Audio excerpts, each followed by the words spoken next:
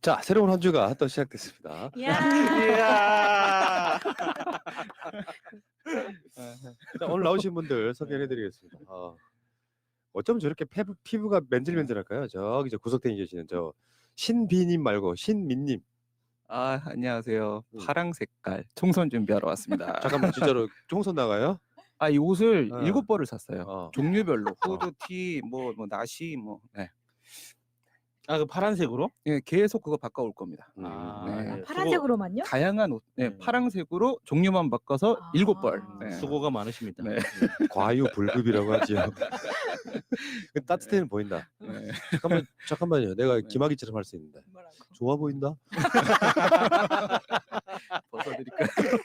김학의가 네. 자기 저 네. 윤종철한테 차를 윤종철이 새로 사잖아요. 그러면 좋아 보인다 한마디면 끝났어. 그리고 그거를 2천만 원짜리를 100만 원에 사는 거야. 맞다, 뇌물도 맞다. 아니야. 네. 힘맨님 좋아 보여요. 네. 따뜻해 보이고. 다음 주에 하나. 네.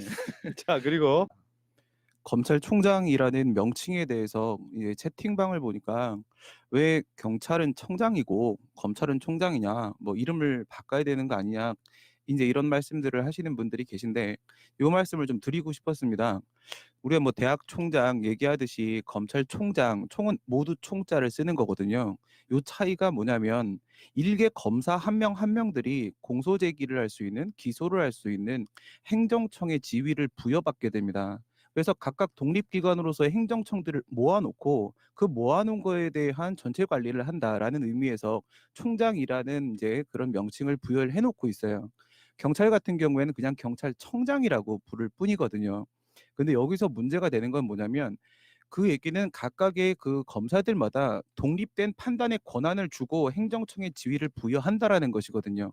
그럼에도 불구하고 검찰 이제 동일체의 원칙을 내세우면서 결국은 그들의 판단의 윗선에서 계속 개입을 한다는 거예요.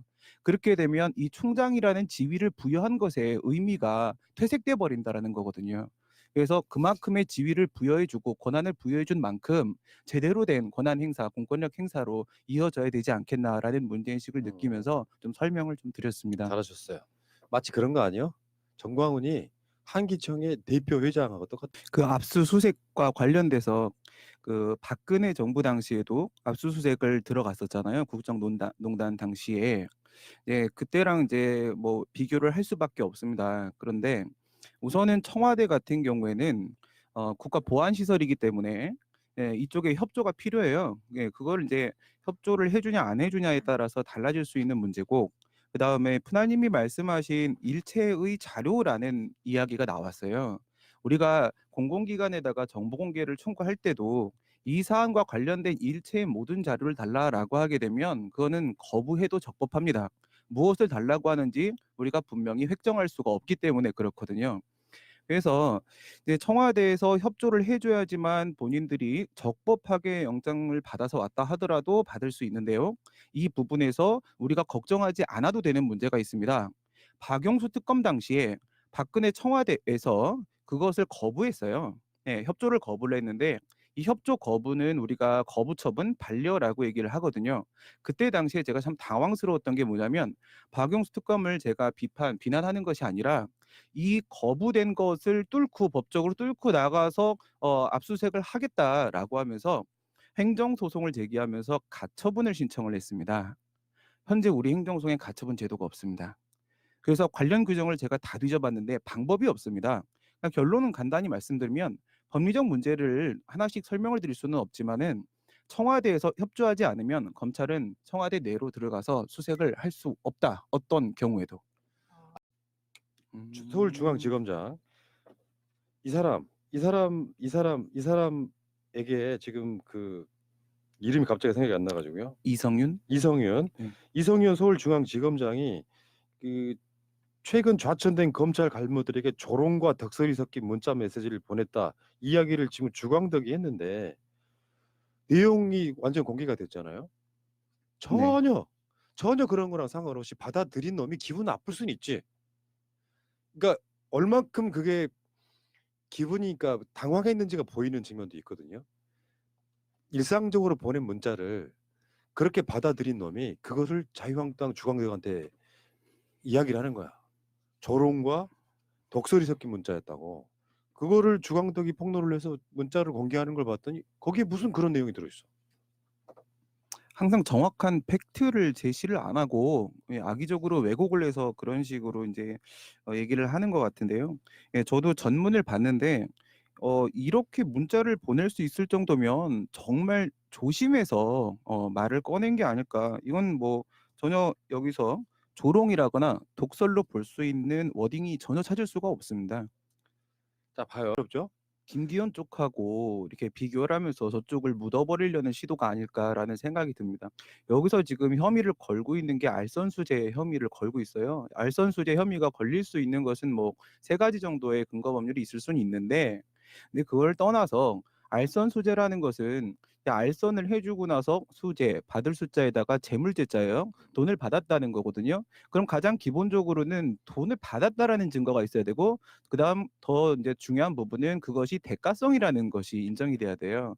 근데 대가성 입증이 지금 안 되는 상황에서 또 무리한 기소임을 스스로 인정을 했어요. 스스로도 무리했다라는 것을 인정을 하고 있어요. 그러면서 뒷말을 흐려. 그럼 왜 굳이 이 시점에 이런 짓을 하고 있는 것인가? 이 얘기는 사실 경실련부터 해서 예전부터 있던 얘기예요. 근데 이거를 지금 와서 던지는 이유는 뭐냐? 그랬을 때 김기현 쪽 상황을 좀 묻으면서 상황이 되게 비슷해요. 그냥 예. 물타기 하려고. 세팅 들어가고 있는 게 아닐까 그런 생각이 좀 들어요. 그러니까 쓴 거예요. 그래, 이런 그래, 게 있어. 수사해라.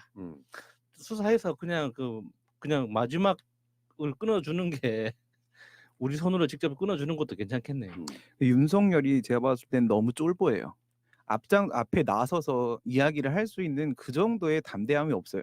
문재인 대통령 만났을 때 고개 빡 숙이고 가만히 있는 거 보면 뒤에서 계속 음모만 만드는 이런 사람인 것 같고, 그래서 우리가 윤석열을 내보낼 수 있는 방법은 뭘까 이런 고민을 하면 이렇게 막 밀어붙이는 것보다는 우리가 알아서 출구 전략을 좀 만들어주고 나갈 수 있는 길을 열어주는 게 어떨까라는 생각도 좀 들어요. 근데 지금 사주지. 이분 멋있네. 이용호 대표를 조금만 더 실드를 치면, 이분이 영입 발표가 나는 날 제 채팅방을 봤어요. 근데 거기서 이 사람은 자한당 스타일 아니냐, 보수 쪽이다, 이런 이야기들이 막 돌더라고요.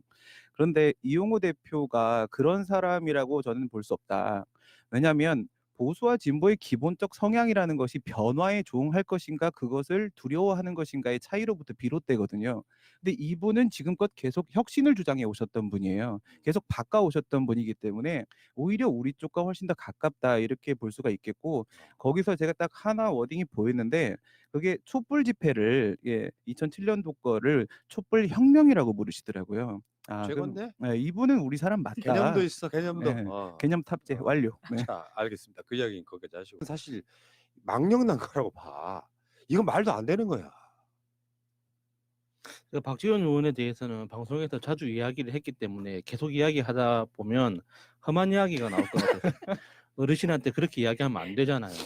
그러니까 박지원 의원이 건강을 챙기면서 후배들한테 존경받는 모습으로, 그러니까 아름답게 퇴장할 수 있는, 그리고 퇴장하고 난 이후에도 저 현역에 있을 때보다 훨씬 더 큰 영향력을 미칠 수 있거든요. 그 국회의원 배지 하나 더 4년 더 단다고 해서 이렇게 저 염라대왕이 환영해주고 그런 거 아니거든요. 어떻게 살아 있을 때 사람들한테 존경받으면서 사는 게 더 좋은 거 아니겠습니까? 박지원 의원에 대해서도 견해들이 많이 갈리는 것 같아요. 우리 쪽에 좀 이렇게 유리한 발언도 종종 나오고 하니까 우리 편이 아니냐, 이런 식으로 생각하시는 분들도 많이 계신데, 그것은 많이 노출됐기 때문에 그 많은 발언들 중에 몇 가지가 우리한테 유리하게 보였을 수도 있습니다. 그래서 지금 떠나시면 저희가 다 같이 박수를 쳐드릴 테니까 지금 내려놓고 후진 양성을 위해서 노력해 주십시오. 그 가운데